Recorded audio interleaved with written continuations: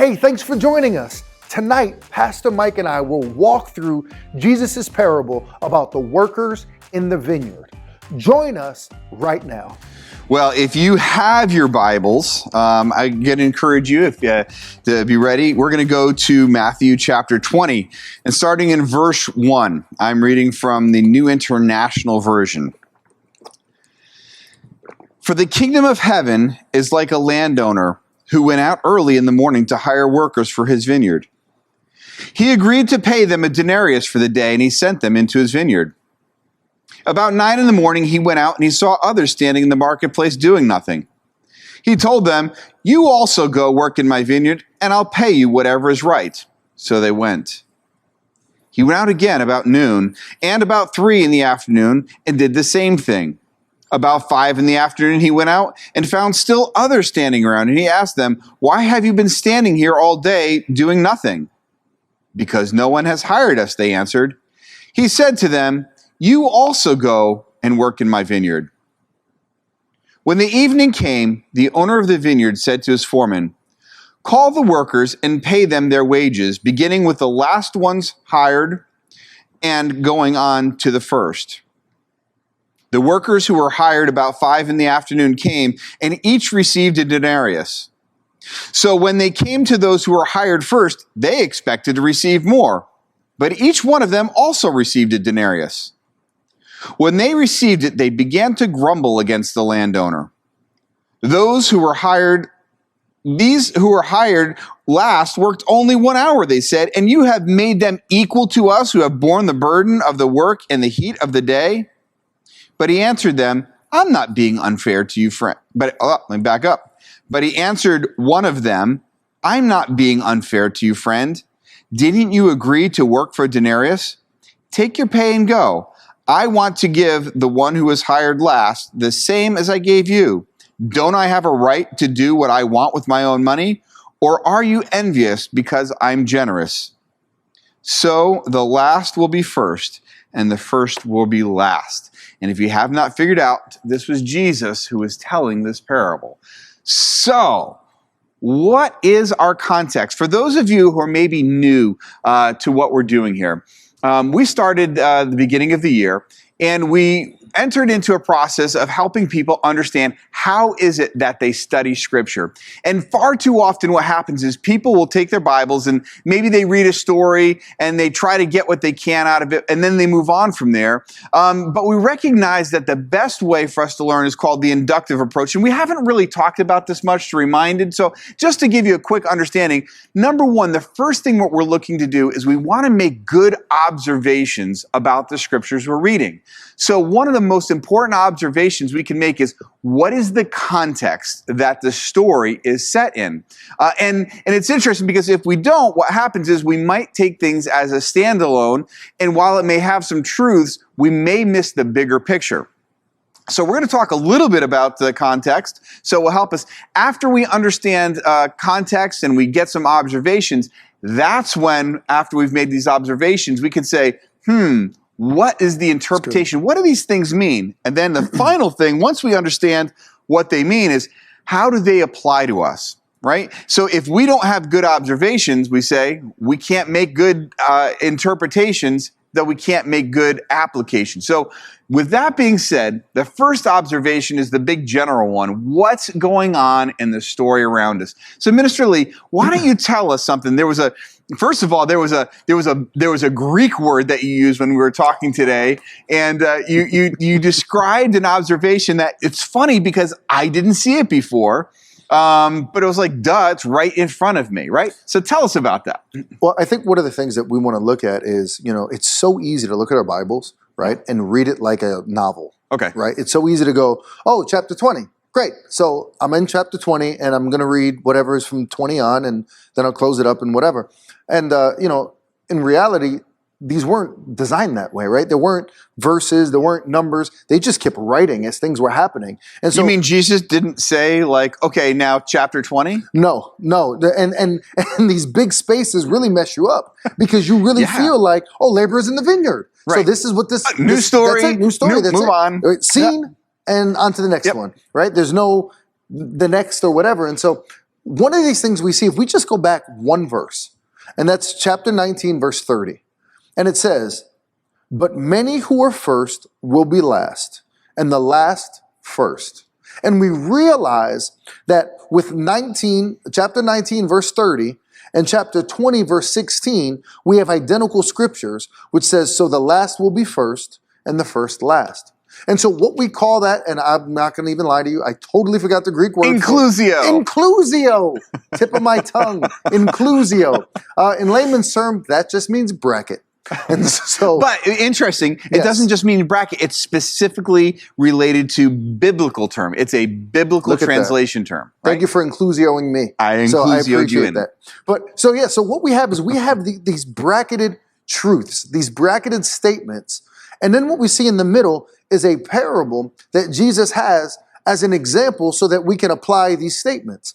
And so we see it in a couple other areas, but I think this is one of the best ones because it's right there. So if you look at, even when we get to the interpretation and the application, if it is not around the idea of the first being last and the last being first, then we truly miss out on what we believe Jesus is trying to say.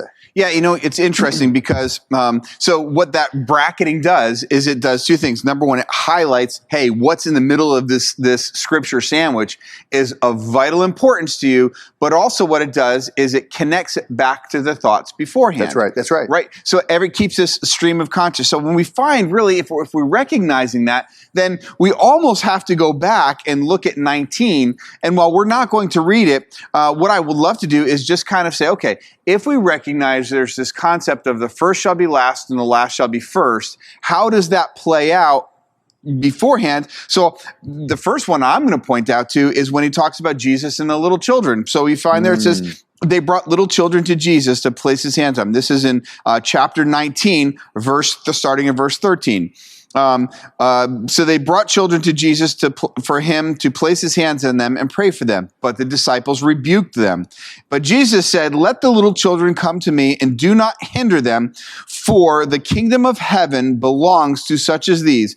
When he had placed his hands on them, he went on from there. So the first thing we see is there's this first shall be last principle, but there's also in the kingdom of God. So wait a minute, we go back to 20, says the kingdom of heaven is like, so the kingdom of God's kingdom of heaven are interchangeable. So the last shall be first. How does that relate here? And it was the understanding that in the culture of the day, children were seen and not heard. So you gave prominence to the men of society, but if in absence that maybe secondarily women might get some view, but children should never bother the master. And Jesus was saying, whoa. He rebukes them and says, no, bring the children to me. Why? Because the kingdom of heaven belongs to such as these. Belongs to such as who? Those who are the least, those who are the last in the pecking order, right? Good. So we see this setup. Do you see where that is, the principle is in the next maybe in the rich? Absolutely. So we see this story of a rich man who comes to Jesus and basically says, very similar to, we had talked about a few weeks back, the Good Samaritan, right? Yeah. Somebody who comes to Jesus and says, hey, how do I get into the kingdom of heaven? How do I get eternal life? And Jesus gives him, hey, you got to follow the law. And he goes, oh, I've done all of that. And I always love the fact that Jesus is like he understands and reads thoughts, knows everything, and just has so much grace to go, okay, I'll give you that, fine. Right? Like, I've never sinned. Oh, interesting. Me too. So anyway, so we move right along. Jesus tells him, okay, well, I know that you're a man of great wealth. Give everything you have to the poor. Why don't you do that? Sell it all, give it to the poor, and then come follow me. And the Bible says that he walks away sad. And so Jesus says that, it's harder, or it's even easier for a camel to go through an eye of a needle. And I think you even touched on that last week, which really is basically, for us, it would be, it's easier for a snowball to survive in Houston. Yeah, Houston. There you go.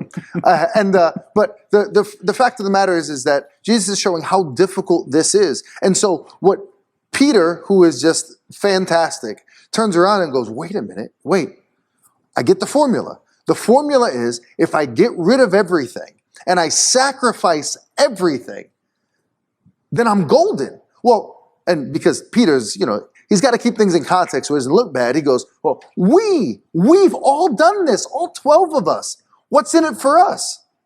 And we see that Jesus explains to him that your treasures aren't here. And that you may not see it now, but you're going to have to trust me for later. So keep following. And then he ends it with this same verse.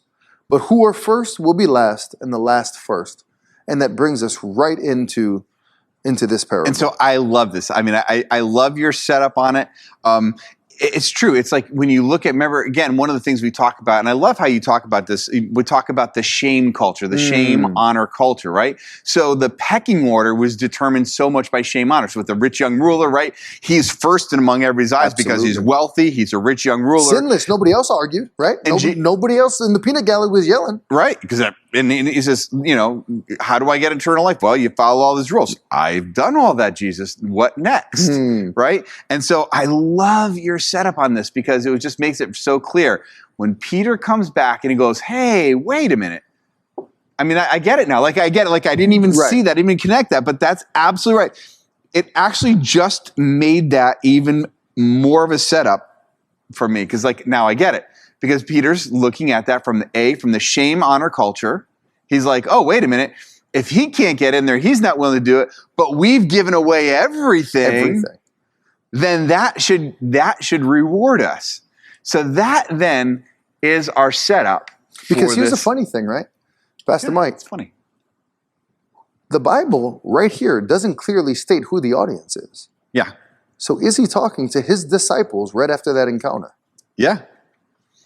Because we just assume he's talking to scribes and Pharisees and religious people, but the last group just left. The young man, the rich young ruler, whatever his entourage was, he walks away.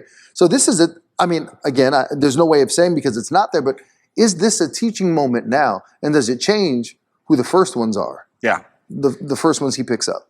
So what do you think we do next? Should we start looking at some of the observations and start breaking it apart? Absolutely. Okay. Absolutely. So I guess the first thing we look at is he says the kingdom of God is like a landowner who went out early in the morning to hire workers for his vineyard.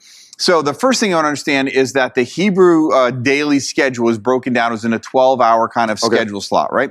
So when he goes out in the morning, he says, okay, in the early morning, that would have been the beginning of the day. So that would have been 6 a.m. in the beginning of the day because the agricultural day would have gone from 6 a.m. to 6 p.m. 6 p.m. would have been looking towards sundown. It would have looking towards getting dark to work. And so that would have been, so the day would have been split up. So the working day would have kind of started. I mean, we're like, hey, this is a 12-hour day, but it would have started at the 6 a.m. and then payment would be happening at the 6 p.m. At the 6 p.m. mark. So when we start looking at this, we say, okay, this guy goes out at 6 a.m. and he goes to the marketplace and he goes in and he finds his workers there. And what are some of the things that you see? What do you see when the landowner goes out to get these guys? What do you notice in that first verse with them? I should say second verse. Okay, so in the second verse, we see that. Well, again, if you've been following us for any length of time, I'm using the ESV, so the translation may be a little different, but it says, after agreeing with the laborers for a denarius a day. And I think what I notice about this is that, so face value, knowing nothing, there's an agreement. Yes. No matter what happened, whoever got the short end, long end, whatever, they've agreed, right? Right. As we go back and do a little bit of research, we recognize that a denarius is what you get for a day. Yeah, that was a fair. Right. That's, Connecticut just went to $12 an hour. Yeah. Right. So if we use a $12 an hour minimum wage, 12 hours, $144. We just use it so we can make it kind of relevant today. But the idea is that this isn't so far-fetched. The man's not getting underpaid, and they say, hey, for a day, will you accept a day's pay? Yeah. Sure.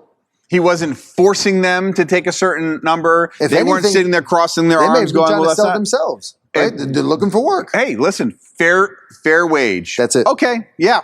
Denarius, that's a good going wage. So this wasn't even a situation where the landowner is trying to let's do 3/4 of a denarius. Let's just do 25 shekels. Great point. Days worth of work. Okay.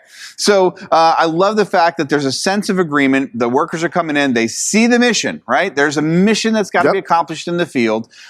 When they're hired, it's like, okay, here's not only what you're getting paid, but here's the job that you're going to need to accomplish for the day. That's another great point. Yes. So let's step back for just a little bit and do we want to get into symbolism, or we want to hold that off first, make the observations out first? We can just keep going because, all right. Yeah, let's do them together. And okay, so then let's do them together. So if we look at this, we look at the landowner, let's just get it right up front that Jesus was clearly making an allusion to God. Absolutely. Okay, and so God is the landowner.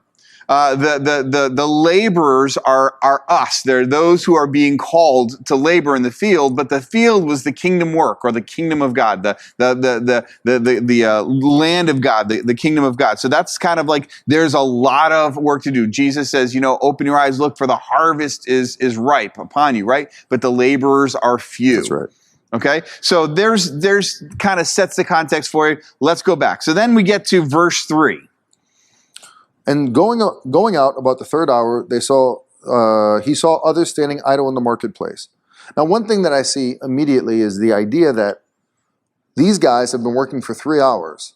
Yeah. And I don't know what what's going on in their mind, but it's clear that the landowner is saying to himself, we're going to need help. We're going to need some more work. Because better get a bigger boat. Absolutely. But it's one of those things where, even now, what the man is hiring for he has a different vision of what he wants done versus why these guys are working. Right? So I'm working for a day. Right. Whatever you want, it's going to be a day. It doesn't make a difference to me. While this man is paying to get a job done. Right. So he's realizing, this isn't it. Let me go back out. Let me go pick up some other guys. So he goes out in the third hour. So the third hour would be 9 a.m. That's right. Yeah, so by 9 a.m., landowners looking around going, nope, need more work, need more helpers, right?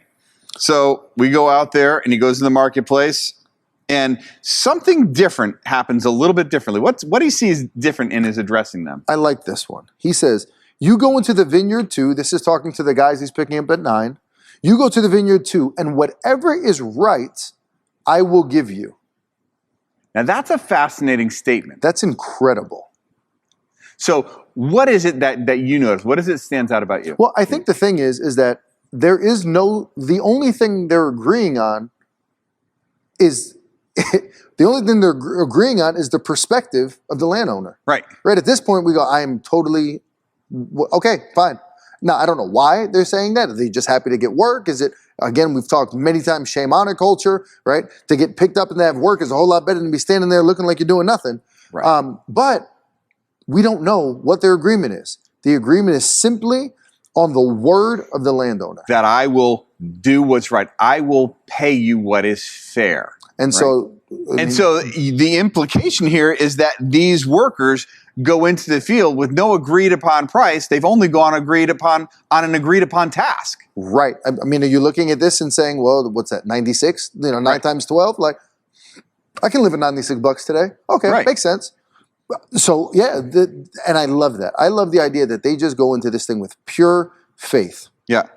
So then we find out that the landowner then goes out again. So we're now in verse 5. Yep. He says, he went out again about noon and about 3 in the afternoon and did the same thing. So once again, this landowner is looking out because what is the landowner concerned about? He's concerned about getting the harvest. That's right. He's concerned about making sure the harvest is brought in. And so he's going, need more laborers. So he goes out. And he goes 2 more times. He says, okay, about 3 in the afternoon, about noon, and about 3. So we're up to, let's see, we have 6 a.m. workers, 9 a.m. workers, noon workers, and we have 3 o'clock workers. So we have 4 sets of workers here that he's gone out there. And he says, why have you been standing here? And they did the same thing. But then, once again, at about 5 o'clock, in the afternoon, he went out and found still others standing around and asked them, why have you been standing here all day doing nothing?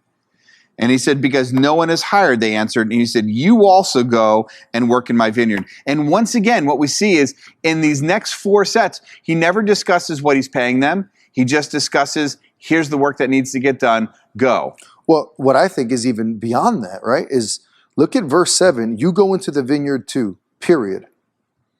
Period. Yeah. So there was, at least with the other 3, it was, I'll give you what's right. Yeah. This one is just go. Just go. Go work. That's it. Okay, Right. fine. Thank you, sir. Thank you. Sure, I'll go. Sure. I want to be able to tell my wife I did something. I wasn't just standing here all day. I got to tell my father I tried to do something. Right. I mean, imagine he comes in and he doesn't make a judgment, Right. but he gives them an opportunity. Why are you just standing here? Well, you just found us. Yeah. Okay, great. So you ready to go? Absolutely. We're not lazy. We've just been lost. Yeah. Oh, okay, Yeah. great. So let's go. So I love the fact that they move with no promise, just a promise of a task. Right. So it's exciting. So they go on there. But here's the interesting thing. What time does he get that last group? With 1 hour to go. 5 o'clock. 5 o'clock. 1 hour to go. Right. And so now there they go. They get the work down. And 6 o'clock, the landowner calls the foreman and says, call them all in from the field. And he said, and now here's what I want you to do. Pay them. Right. What does he say? He said, call the workers and pay them their wages, beginning with the last ones hired and going on to the first. When the workers were hired about 5 in the afternoon, when the workers who were hired about 5 in the afternoon came, each received a denarius. Now, here's the interesting thing.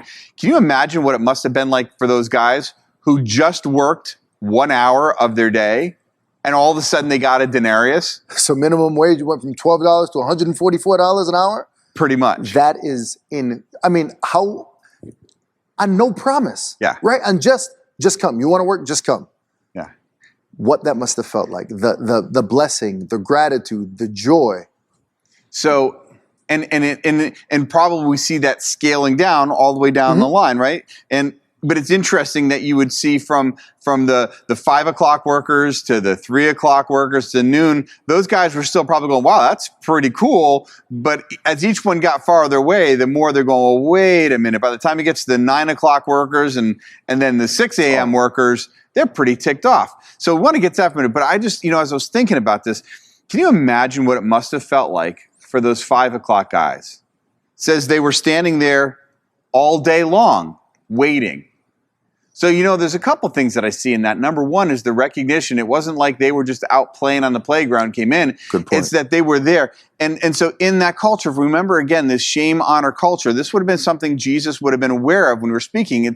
But imagine what it must be like if you've now spent this whole period of the day, the most productive part of the day, and you're wondering, how is it I'm going to pay my bills? How is it I'm going to put food on my table? So an interesting thing is, when it says that they paid him at the end of the day, in Jewish law, right, they didn't get paid bi-weekly. They didn't get paid weekly. They got paid at the end of the day because these were always going to be unskilled laborers, which meant that they were going to be the poorer of the people. Right. And so the law was that you paid the man by the end of the day so he could bring home food for his family. That's right. That's okay. Right. So if you can imagine what it must have felt like to be standing around the market square hoping that somebody would hire you, and yet all day long nobody has until that 11th hour, landowner comes in and goes, hey, listen, I'm going to get, but he doesn't tell them what he's going to hire. No. He just says, go out, work in the field. They go out. So I imagine they're probably thinking, hey, listen, if I can only get an hour in, right. $12 at least, is better than nothing. At least it's a loaf of bread. Right. Well, I think, Pastor Mike, and just trying to look at this and really put myself in this, I can speak for me, how hard it would have been for me to stay there for 11 hours. See, working for 11 hours is hard, but staying for 11 hours, watching everybody else is better than me at picking grapes. I can't even pick grapes. That's the point. Are you serious? Like there's nothing else for me. But they came ready. They didn't have to go and change their shoes. Yep. They didn't have to go and let me get my other clothes. They were ready.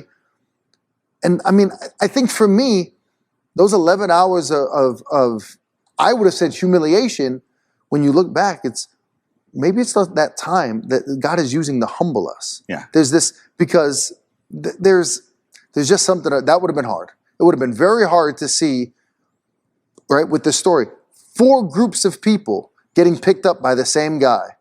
And then finally he sees me. And I'm still out there. And we'll still work for food. We'll still do what you need. I'm still available. Put me in, coach, I'm ready. I'm telling you, I've been training just for now. So, yeah, that for me would have been very difficult. So now we move on, right? So now we get to this critical juncture where it comes time to pay them, right?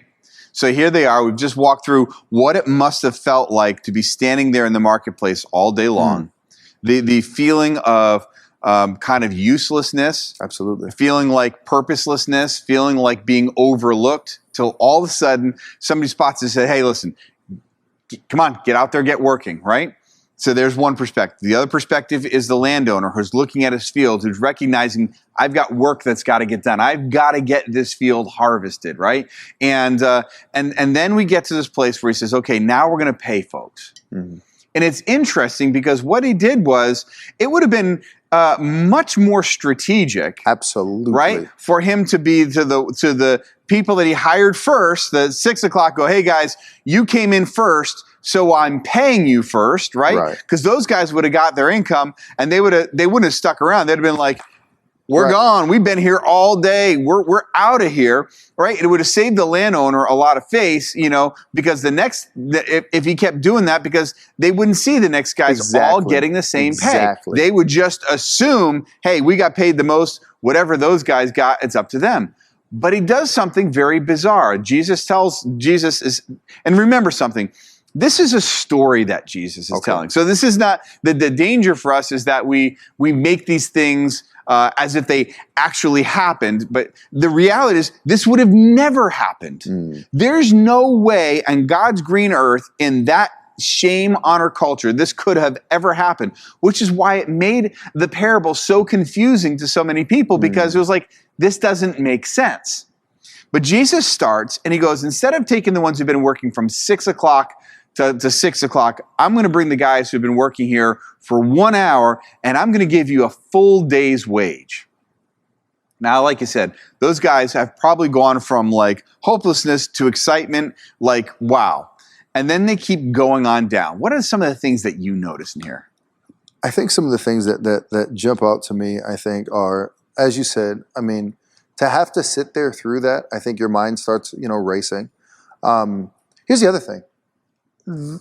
It doesn't say that those guys that came at 9, at 12, and at 3 knew about the agreement with the guys early, right? And so because of that, and so when I'm hearing, I'll give you what's right, if he thinks 1 hour is right for a full day, I've worked 3 times longer than an hour. Yep. I've worked, so I could almost make the argument the guys in the middle had it rougher.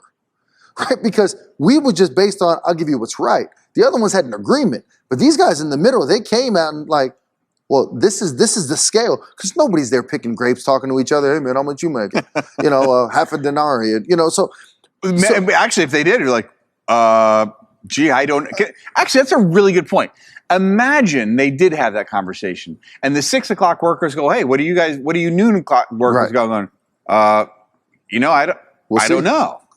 He just said he'd take care of me. Well, what does that mean? I don't know. Are you crazy? You mean you actually came to work and you don't even know what you're getting out of the deal? That's no. Great.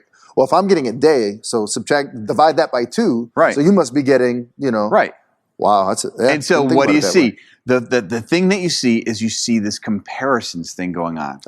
Yes. Right? Yes. But Jesus doesn't really speak a lot about what happens to the group in the middle. He contrasts the ones who worked at 5 o'clock to the ones who came at 6 a.m., right? He makes that the broadest contrast. But you can think about that in the center. The center is like, well, wait a minute, what are we going to get? We don't even know what we're going to get. So there's that sense of they're being paid by faith. The only ones who weren't being paid by faith were the ones in the first ones, because they had an agreement. That's it. They're the only ones who agreed. So they got exactly what they agreed.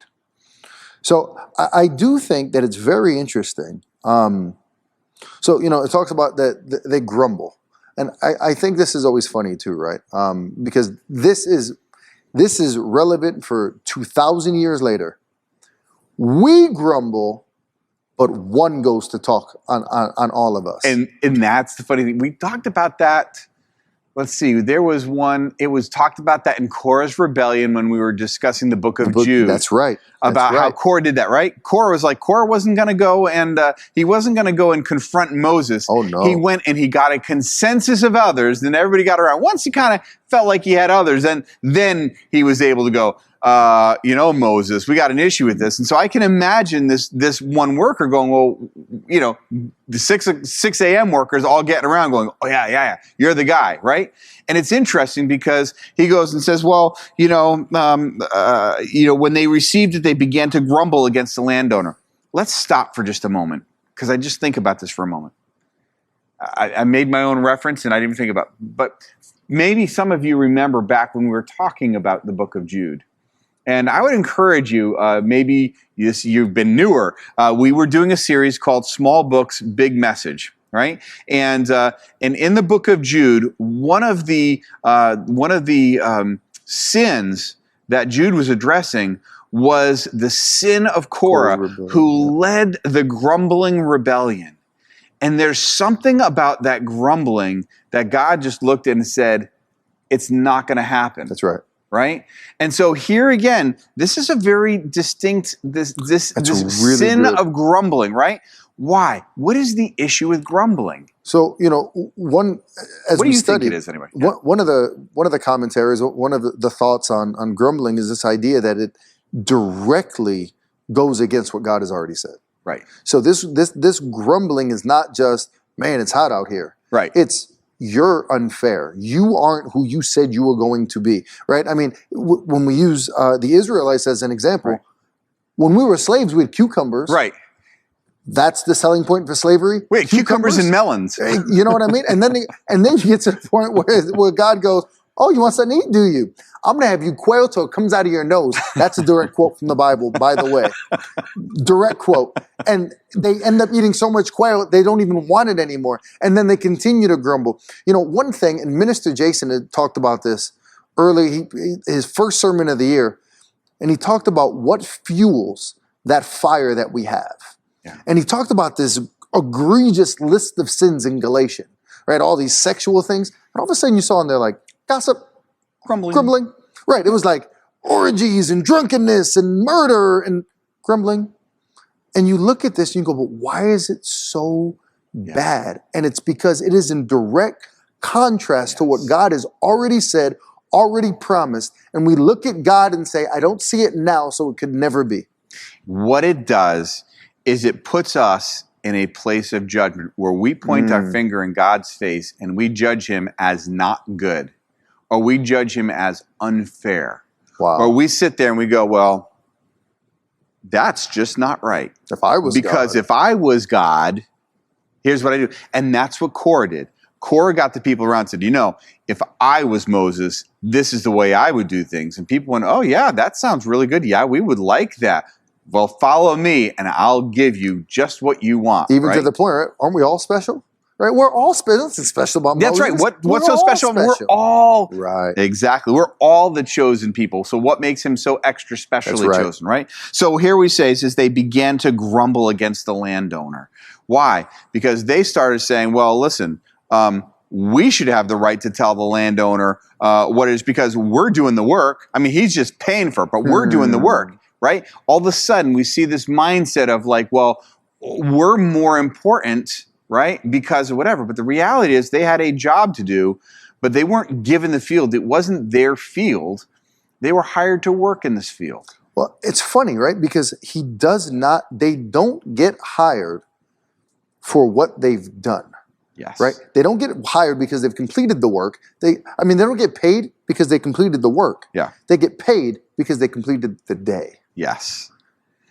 And so I think what we see is we begin to see the setups for what's going on here, right? So we get to this end. He says, and here's what I love about it. He says, so the one worker gets singled out, right?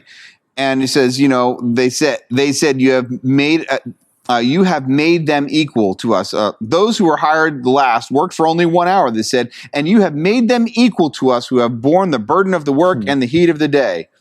So the first thing he looks at is he says, what are they trying to do? They're upset because he's saying, you're making them equal to us. If that is not the point that is so easily missed, the issue here is not you've made them better. Right.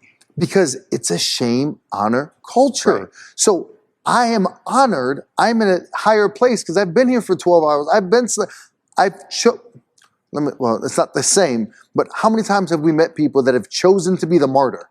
Yeah. And then they go, oh, all these, like I remember, all these things. I have to be very careful now as a father that I don't turn into some of those things when I go, well, I keep a roof over your head. Well, I live there too. I enjoy that same roof. And that electricity, I like too. Let's not make it so. But it's so true that he doesn't make them better. He makes them equal. And the idea of equality here is more egregious, or as egregious as the idea that he elevated them. Yeah. So when we go into this, what we start seeing, we see a couple of things. First of all, I love what he says, but he answered them, I'm not being unfair to you, friend. He doesn't go, listen, you jerk. Right, give me my money and get out. Give me my money and get. He doesn't. He just says, listen, friend. So the landowner responds to the grumbler with grace. Can I just say that I think that is such a trigger word when Jesus says it. When you look at how many times Jesus says friend outside of John, right? And with the abiding in me and the vine and the branches, but it's always corrective. Yeah. But it's with love, right? He calls Judas friend. He talks about, whenever he uses friend, it's in this gentle, like you said, I put my arm around you. Let me teach you something. Yeah. Right? There's a little wisdom here. Yeah. So then he goes, take your pay and go. I want to give the one who was hired last the same I gave you. Don't I have a right to do what I want with my own money? Or are you envious because I'm generous? So the last will be first and the first will be last. What do we see happening here? What is Jesus actually getting at here?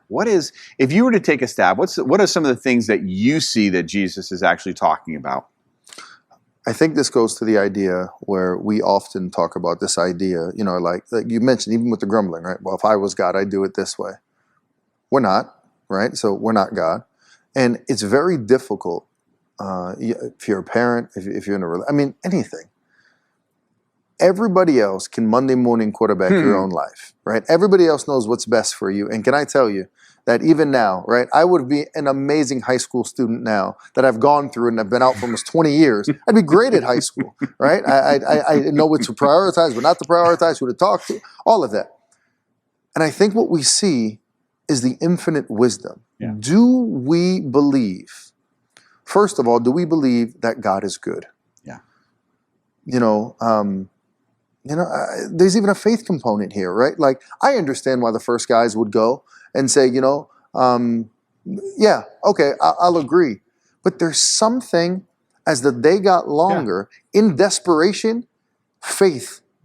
It's a fight or flight, right? It's either my faith is going to sustain me, or I'm just going to go home and there's no work for the day. Yeah. That's what I see. I also really like this idea of the gentle reminder of whose stuff is this? Yeah. Yes, I'm giving you your pay, but it's still my money. Yeah. Right? It doesn't hold it over their head, but so just so I understand, your issue is my generosity. When I was generous to you in the beginning of the day, wasn't a problem. Right? Do we conflate when we look at somebody else? When we look at ourselves, where is justice and where is generosity? And when are we able to look at those? That's a great point. Where's justice and where's generosity? That's a great one. That's one to unpack in and of itself. There's a couple of things that jump out to me. The first one that we're looking at is one of the things that's interesting. If I step back from this, right? We talked about how this story Jesus is telling would have been really strange, right? Because here Jesus is talking about, he's saying that, we're going to pay the last the workers who came last first, right? And he says, listen, how incensed those 6 a.m. workers were. But here's the other interesting thing. His listeners would have felt the same way, because they would have been like, wait a minute. But Jesus, that doesn't make sense to me. But here's where it goes a step further. I've read this story, and I've struggled to make this thing make sense. Like, I struggle, and I'll be honest with you, we've listened to this, and, even in our church, listen, we talk about our church being, we're almost 30 years old, 29 and a half years old. And when we have Founders Sunday, Bishop will usually always like to make the reminder, hey, listen, the founders that came and built this church, we did heavy lifting. There's amazing stories. And let me tell you, if you really knew the stories of what the early days were like and what we got done, it's amazing. Incredible. I mean, we're sitting in this beautiful building, but really, if you were in this building December of '99 through April of 2000, and you were here especially through March of 2000, when we were working in here 24 hours a day. We had people in here working 24 hours a day, volunteering. I was working, it was crazy. I learned a lot. I slept a little. And to make all of this happen, right? And Bishop will always say, like, those of you who have just come, you've just become members, this is as much your building as it is the people who went and put the labor in. And that's so true, right? And I love that. I love that principle. But sometimes what we've done is we think too surface of this, because if we really sit here and think about it, it's an unfair story. It doesn't make sense. And so even like the 6 a.m. Workers would have said that's unfair. The disciples who he's telling them the story, they're scratching their head because they're going, that doesn't make sense. This isn't fair. And then for us, when we're thinking, well, wait a minute. When I'm putting all this work in, how is it that somebody else gets it? Like imagine how many times have you ever had a conversation with somebody and they're like, wait a minute. You mean to tell me I've been a Christian my whole life, but if somebody has lived and they've been a bank robber, a murderer, a rapist, but on their deathbed, they go, Jesus, would you please forgive me? They get into heaven just like me? And the answer is yes. Absolutely. Absolutely they do. Why? Because I'm not the landowner. I'm not the one. Again. The landowner is interested in getting the kingdom of God full of those he's called and created.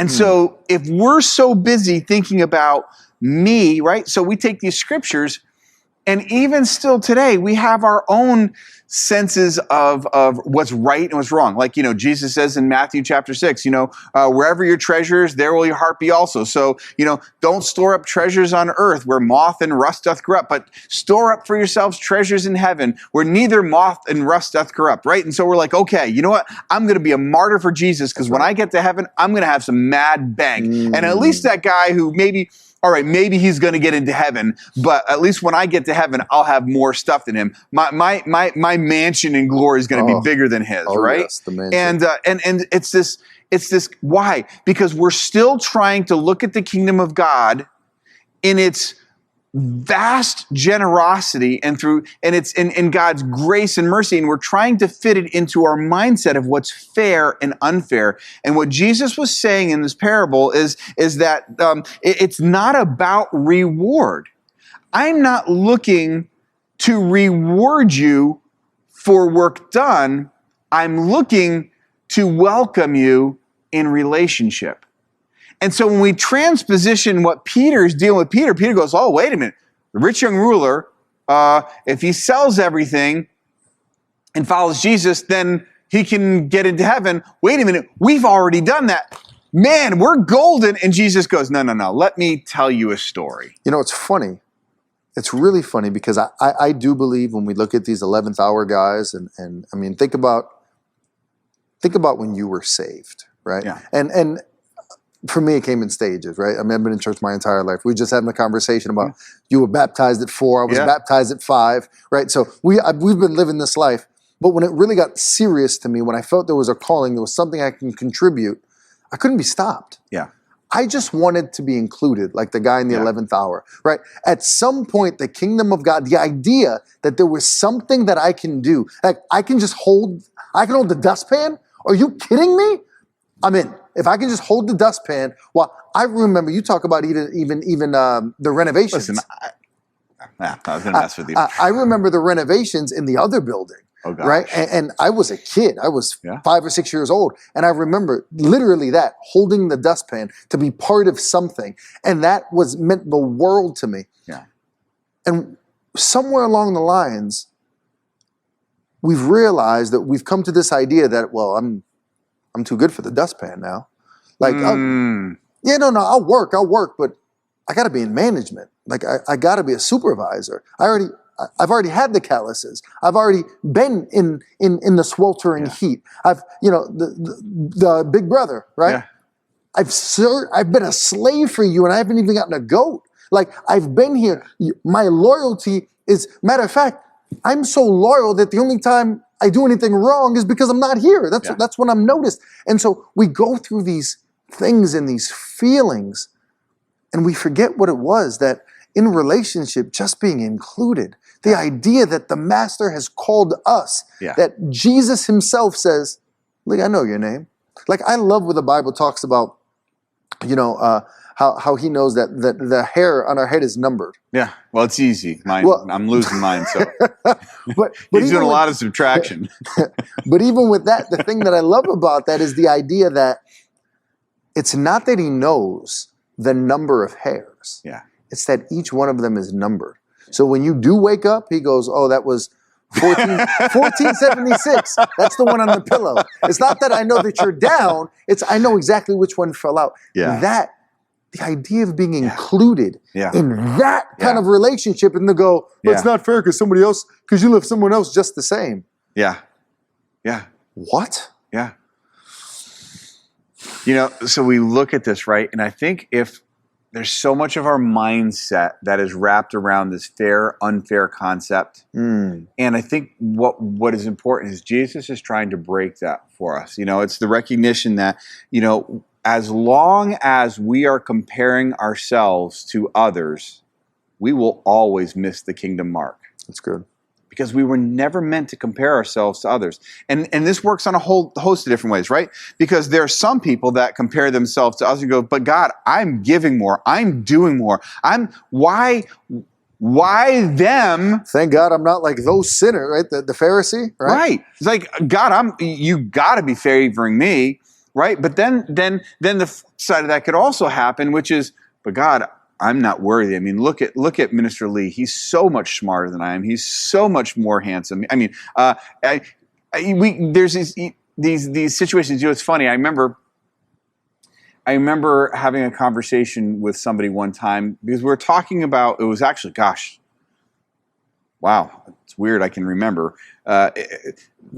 It was probably about 15 years ago, and I was having a conversation with somebody when I was back working in children's ministry, and we were having a children's ministry prayer thing, and I really encouraged somebody. I'm like, I really want you to step out and pray. And this person's like, oh, no, I can't pray. I'm like, what do you mean you can't pray? Like, I'm just a new Christian. I mean, listen to them. Like, I don't even know what to say. I'm like, I can't talk like that. They were like, I can't talk like that. And so it was interesting because when I took them offline afterwards because it was in the middle of prayer meeting, but we had this conversation afterwards, and I said, let's talk a little bit. What is prayer like? Do you pray at home? Oh yeah, I pray all the time. Okay, so then what's the difference here? Oh, well, I don't have words like that. And it was interesting because it was funny how genuine their prayer life was. And I remember thinking, I know who they were comparing themselves to. And this person they were comparing themselves to, boy, they could pray a mean streak. But man, they frustrated me like nobody else's business. And I used to think, oh Lord, if they could just serve, love, and care half as well as they prayed, we'd be in good shape. But here's this other person who is such a servant, such a wonderful person, but they felt like they were so not spiritual or whatever, because why? They were comparing themselves to a religious standard that they built up in their mind, missing the whole time that it was actually the relationship with God that was most important and just pouring out of the abundance of their heart. And so it's that same thing. So this comparison thing goes back and forth. On the one hand, we can compare ourselves and go, I've done so much, I should be getting more. And others are like, well, I really don't deserve much because that person's better than me.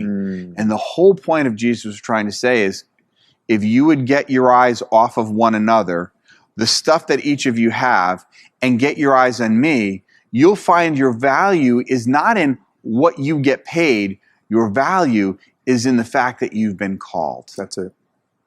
Right? And so all of a sudden, those who seemed like they would be the least likely laborers in the kingdom of heaven suddenly become very often the most valuable. Why? Because their heart is tender and they're able to look with gratitude on the blessing. And the danger for those of us who have been Christians for a long time is we get so stuck in our religious ritual that we lose the excitement of the call that we have to work in the field, because we're somehow gotten into the mode of thinking, because I'm working for God, he's supposed to be doing these things for me. When what he's looking for us is, I'm looking for you to be as excited for your brother who just came into the field as you were when I made that first agreement with you at 6 a.m. in the morning. Would you work for me? Yeah, sure. For denarius, absolutely. Because here's the interesting thing. If they had gone home with a denarius, they would have been, if he had hired nobody else, and those 6 a.m. workers went home, they would have gone home completely fine with the denarius. They would have been, hey, fairly paid. I worked hard, but fairly paid. It's only when they begin to compare themselves to others around them that they begin to find this sense of injustice, and the grumbling begins. Now, do you think, Pastor Mike, that that has anything to do, because of this reverse order, right?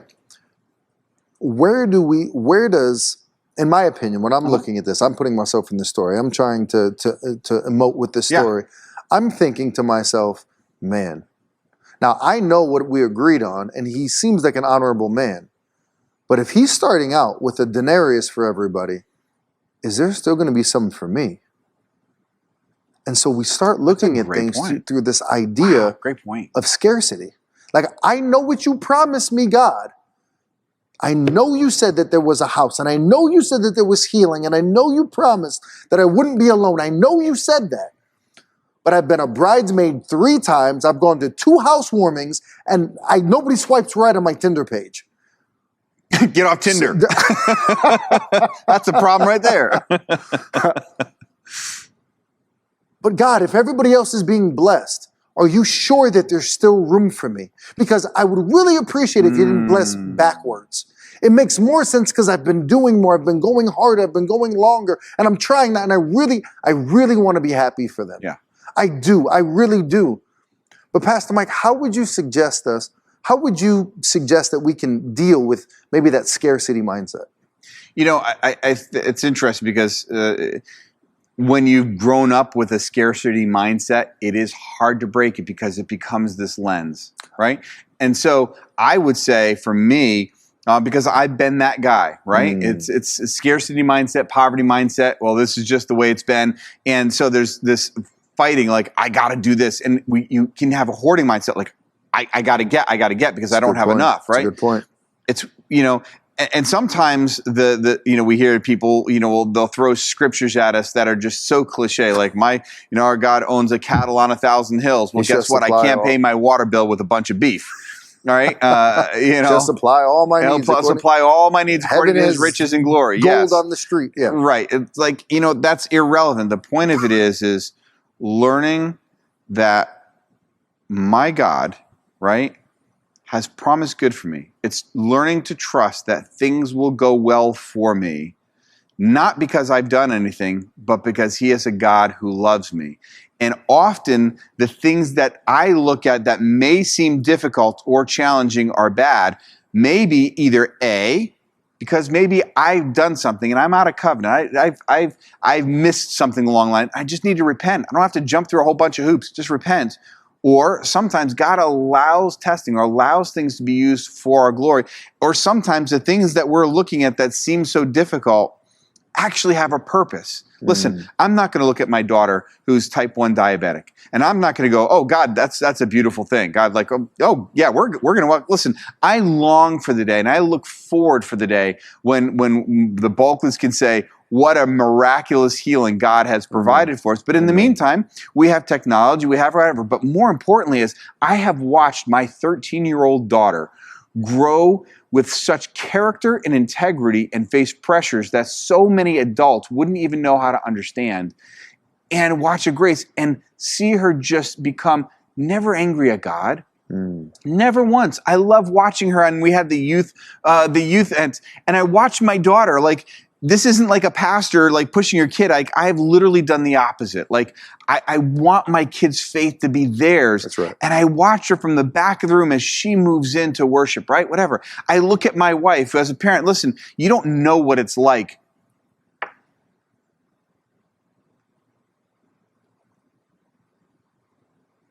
Knowing that without that technology working, like if she has a low in the middle of the night, I mean, it's possible my kid could die in the middle of the night, right? It's possible if they're not. And so what do you do with that? Well, when I look and I say, God, you have a purpose and a plan for this. First of all, he gives me a peace. He gives us peace that passes understanding, right? Why? Because God, we believe you're a good father. You have all things for us. You haven't put this on us because we're better than anybody else or worse than anybody else. These are the things that are happening, but we trust you. And in that process, we're not going to compare ourselves to anybody else. We want to look square in the face of Jesus and say, Lord, how do I live to the standard you've called us to live to? Why? Because when I do that, then all of a sudden I'm able to see him meet me, whether it's a denarius today or 10 denarius tomorrow. Yes. He has a plan for me. And, I guess as we're kind of coming to that so now, so what, there are so many so now, so what's in this. But one of the ones that just jumps at me, it hits me. Like it wasn't even the one that we talked about most this afternoon. But it's that recognition of what those 5 o'clock workers must have felt like. Standing there in the marketplace, feeling overlooked, feeling undervalued, unappreciated, missed out on, wondering how would they feed their families? How would they find any sense of value? And I want you to know something. What you find is they stayed there in the market because they were trusted. There was something about them that hung on. For some of you, maybe tonight, that's the feeling. It's like, okay, I've been coming to church, but I've been waiting for that moment. Listen, God has called you and uniquely gifted you, and he's called you to the field. The thing about it is the field is not about reaping for yourself. These workers didn't go out into the field. Yes, there was a sense that they were going to get paid, but they were working in the master's field. And so, in essence, the landowner was saying, I'm going to take care of you, right? And that's what I want to, but your labor is for me. It's not for you. I'm going to work. And so, I guess I don't want to go, I want to keep it as clear as possible. The point I want you to say is this. We have all been called to be laborers in the kingdom of God. And the harvest is not that you have to be a preacher. The harvest is not that you have to be the most eloquent prayer, musician, worship leader. It's that you know how to love like Christ loves. The only way to do that is for you to receive it yourself. Maybe some of you you're actually watching and you don't even know what this means because you somehow stumbled across this. Here's what I want you to know. Jesus loves you. He created you. He created you so perfectly. In Psalms 139, it says this, that even from your mother's womb, he knew you and he had a purpose and a plan. You were wonderfully and awesomely made, fearfully and wonderfully made. And it's in that maybe that's why you stumbled across this program tonight if you're watching for the first time. So God loves you and has a plan for your life. And all he's looking for you to say is accept the call to say, Jesus, I'm going to work for you. Jesus, I'm going to follow you. Jesus, would you forgive me of my sin? God, would you give me your identity? Help me see me the way you do versus the way I've always seen myself. And it's in that moment you get to enter the field. And I promise you, the reward is great. But don't you decide what the reward should be. Trust him and let him show you what that reward should be. What's your so now, so what? My so now, so what for this evening is for those of us who we've been working together. We've been living this life for a little while, right? And, we realize that, there's work to be done. But I think the thing that it's so easy to look past is if I think about those 6 o'clock workers, the ones in the beginning, and if I think about their initial feeling being selected with a whole group of people who weren't, looking back and realizing, man, okay, I'm special. There's something about me. And I want to remind you that in that moment, you thank God that you were called and that you were blessed. But I also want to remind you that blessing does not evaporate, does not go away because there's work, because there's tension, because we have a responsibility. Yeah. You know, it's easy. It's easy when we get a great deal on a house or a car or whatever it is. And we go, man, this thing is a blessing. Oh, man, this house. Oh, what a blessing.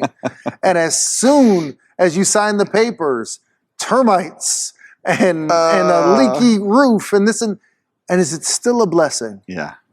See, because what I want to challenge you and what I want to challenge you with this evening is this. Let's remember that blessings come from God, and we cannot confuse those for what we deem as blessed things. Yes, I like that. So we stay in the blessing, and the way we do that is sometimes it feels like back-breaking labor. Sometimes it feels like working. Sometimes it does feel like underappreciation, but I'm telling you that just because the supervisor, the shift manager, doesn't come out to the field, it doesn't mean that the owner is not aware. Yeah. And even if we have to bring more people to get the job done, that's not because of you. It's not because you're not doing the job well. It's because so much more to do. And look at all you've done to this point. So if there's anything I want to do, I want to encourage you to continue to fight this fight, continue to walk this walk, continue to give your best because it matters. Not because at the end of the day you get paid. That's just the icing on the cake. But if for no other reason, it's because you agreed to it and your day is not done. Thank you for joining us. We hope that you enjoyed our presentation. Would you consider partnering with us to share the hope of God and the love of Jesus by giving? You can give your gift at klcc.us/give. Thank you for your generosity. Also, we would love to connect with you, so please follow, like, and subscribe to all of our social media platforms, as well as downloading our app on both the Apple and Google Play stores. Be sure to turn on notifications so you never miss a thing. Thanks for watching and see you next time.